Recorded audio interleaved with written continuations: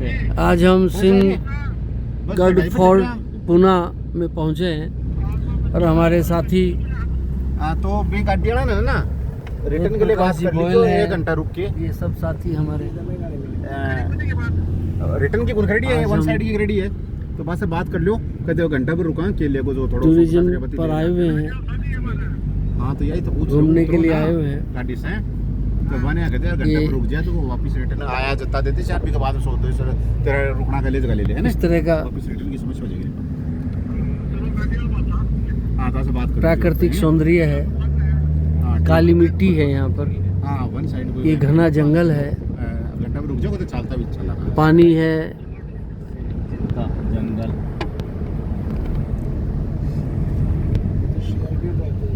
पुणे का ये हमारा पहला भ्रमण है।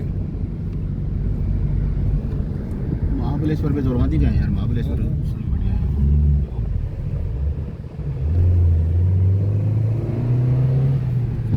कितनी चढ़ाई है,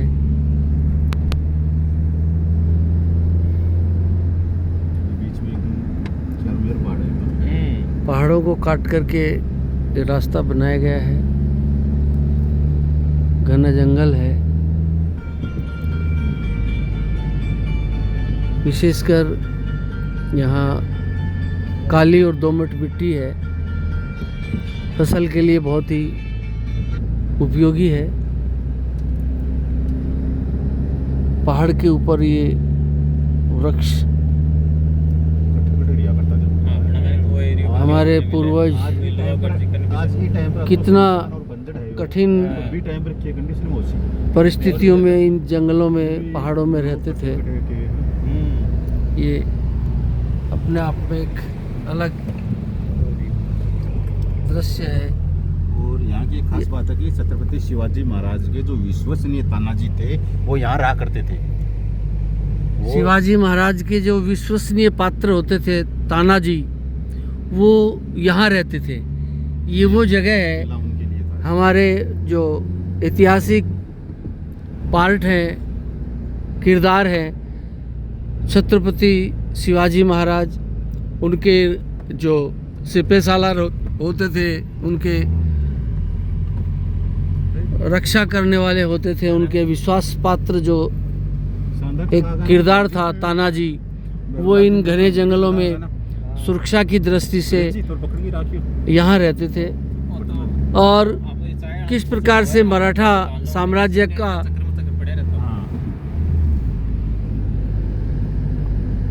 बचाव किया जा सके, किस प्रकार से मराठा साम्राज्य की रक्षा सुरक्षा और संरक्षा की जाए, उसके लिए जो विश्वस्त व्यक्तित्व थे तानाजी महाराज, वो यहाँ इस घने जंगल में रहते थे।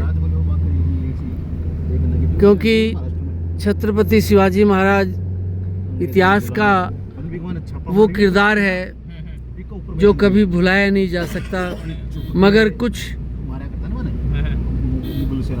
तत्कालीन लोगों ने, एक विशेष वर्ग ने शिवाजी को नेपथ्य में डालने का प्रयास किया और उनके नए नए किरदार को उन्होंने बनाने का प्रयास किया। मगर पुरातात्विक विभाग के पास वो सारी बातें, वो सारे दस्तावेज उपलब्ध हैं, उनकी वजह से आज तक वो भुला नहीं पाए। और नहीं भुलाने का कारण यही रहा कि हमारे जो बुद्धिस्ट राजा थे, हमारे मराठा सरदार थे, उन्होंने अपनी धरोहर को बना के रखा, बचा के रखा। किसी न किसी रूप में उन्होंने उस थाती को बचा के रखा, साहित्य के रूप में लिखा, शिलालेख पे लिखा, पत्थरों पे लिखा। इसलिए आज वो बोल रहा है। कुछ हमारा इतिहास विदेश में चला गया। विदेशी जब भारत आते थे तो वो अपने वृतांत में उन्होंने अपने मोड़ है 3 किलोमीटर को बस पर्यटन का, घूमने का जो उद्देश्य था, उन्होंने अपने संस्मरण में लिखा, अपने जीवनी के पन्नों में लिखा, उनका जहाँ जहाँ भ्रमण भारत में हुआ, उन्होंने तत्कालीन समय की सभी बातें अपनी पुस्तकों में दर्ज की, जो आज उनके देश में सुरक्षित है। जो भी विदेशी पर्यटक हमारे भारत में आए तो उन्होंने हमारे भारत की संस्कृति को और तत्कालीन समय में जो हालात थे उन भौतिक हालातों का उन्होंने अपने संस्मरण में जिक्र किया, जिसकी बदौलत भारतीय इतिहास आज जिंदा है। साथियों, समय परिवर्तनशील होता है, प्रकृति से बड़ा कोई नहीं होता। जो भी आंखों से दिखाई दे रहा है वह संभवतः एक दिन नष्ट हो जाएगा। उस नष्ट होने का कोई ऐसा नहीं है कि वो नष्ट नहीं होगा, क्योंकि ये प्रकृति का नियम होता है। जो भी आंखों से दिखाई देता है उसे नष्ट होना होता है। हमारे देश में अनेकों आक्रमणकारी आतताई आए और चले गए। उनका इतना बड़ा साम्राज्य इस भारत में फला फूला, लेकिन आज वो देखने को नहीं मिलता है, क्योंकि भारत की एक अलग संस्कृति रही है और भारत में बुद्ध जैसा व्यक्तित्व पैदा हुआ और उन्होंने अपने जीवन के कुछ ऐसे पल थे, उन पलों को सोच समझ करके और 29 वर्ष की आयु में घर को त्याग दिया। वो एक राजा के राजकुमार थे, किसी प्रकार का उनके पास अभाव नहीं था, कोई कमी नहीं थी, बेटा था, लेकिन ज्ञान की खोज में निकल गए। कारण के निवारण को लेकर के समस्या क्यों पैदा हुई, घटना क्यों घटी तो उसका क्या कारण है, इधर कोई काम कारण का कोई ना कोई निवारण भी होगा, समाधान भी होगा। इसलिए उन्होंने सत्य की खोज का मार्ग अपनाया और वो विश्व के पहले वैज्ञानिक बने और उन्होंने सत्य की खोज की और वो बुद्ध बने। तो मेरा कहने का तात्पर्य यही है, ये जो हमारी प्राकृतिक विरासत है, ऐसी विरासत विश्व में कहीं भी देखने को नहीं मिलती है।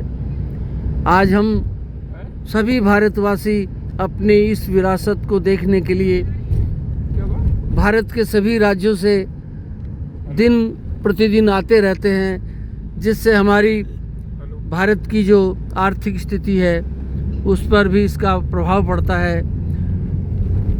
टैक्स के रूप में हम भारत सरकार को कुछ पैसा अदा करते हैं, हमारी अर्थव्यवस्था बनी रहती है। तो हम सौभाग्यशाली हैं और हम उन महान महापुरुषों को आज नमन और सैल्यूट करते हैं कि उन्होंने अपने जीवन काल में रहते हुए समाज और देश के लिए, प्रजा के लिए किया। वो अनुकरणीय ही नहीं,